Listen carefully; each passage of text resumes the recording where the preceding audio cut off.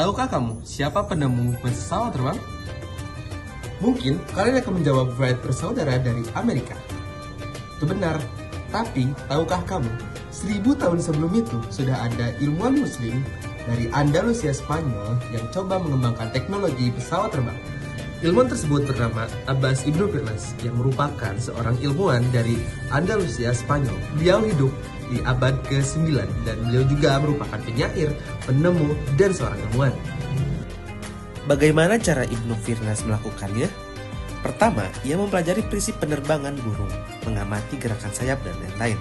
Kemudian, ia menyadari bahwasannya untuk bisa terbang, manusia memerlukan alat bantu yang mampu menangkap dan mengatur aliran udara.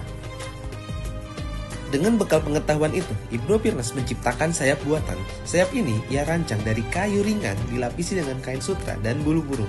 Desainnya meniru bentuk rentangan sayap burung elang agar dapat menahan angin dan memberikan daya angkat.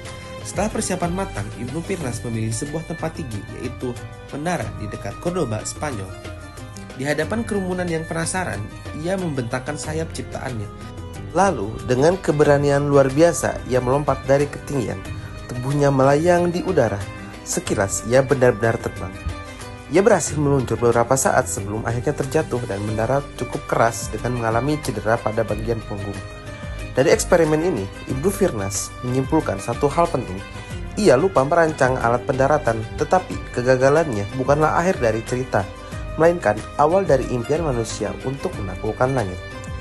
Ibnu Firnas membuka jalan bagi manusia untuk memahami bahwasannya terbang bukan hanya mimpi, tetapi tantangan ilmiah yang bisa dicapai dengan keberanian, pengamatan, dan inovasi. Untuk mengenang jasa beliau di dunia aviasi atau penerbangan, maka dibuatlah suatu patung di negara Irak. Hari ini, pesawat bukan hanya sekedar simbol dari kemajuan teknologi, tetapi ia menghubungkan jarak yang jauh hanya dengan waktu yang sangat efisien. Dahulu, menjelajahi keindahan alam Indonesia bukanlah hal yang mudah.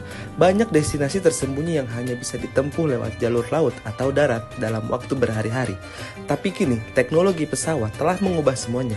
Pulau-pulau terpencil, pegunungan, dan surga bawah laut yang dulu sulit dijangkau, sekarang bisa diakses dengan cepat, aman, dan nyaman. Pesawat menjadi penghubung antar pulau yang memperpendek jarak dan memangkas waktu. Bagi sebagian orang, kemudahan ini bukan hanya soal wisata, tetapi juga membuka akses pendidikan, layanan kesehatan, ekonomi di daerah-daerah yang dulu terisolasi. Inilah kekuatan ilmu dan teknologi, membuka jalan bagi manusia untuk mengenal lebih dekat ciptaan Allah Subhanahu wa Ta'ala. Di negeri seluas Indonesia, pesawat adalah kunci agar keindahan tidak hanya dinikmati oleh segelintir orang, tetapi menjadi warisan bersama yang bisa diakses oleh siapa saja, karena dengan ilmu digunakan dengan benar, jarak bukan lagi penghalang. Teknologi ini juga tidak hanya mempermudah kita menjelajahi keindahan alam Indonesia, tetapi membuka jalan untuk ibadah ke tempat-tempat suci. Dahulu, perjalanan ke Mekah bisa memakan waktu berbulan-bulan dengan kapal laut. Kini, jutaan umat Islam dari seluruh dunia termasuk Indonesia bisa menunaikan ibadah haji dan umroh dengan mudah, aman, dan cepat berkat transportasi udara. Siapa sangka, semua bermula dari keinginan manusia untuk bisa terbang. Mulai dari keberanian Ibnu Firnas dan keberhasilan Wright bersaudara.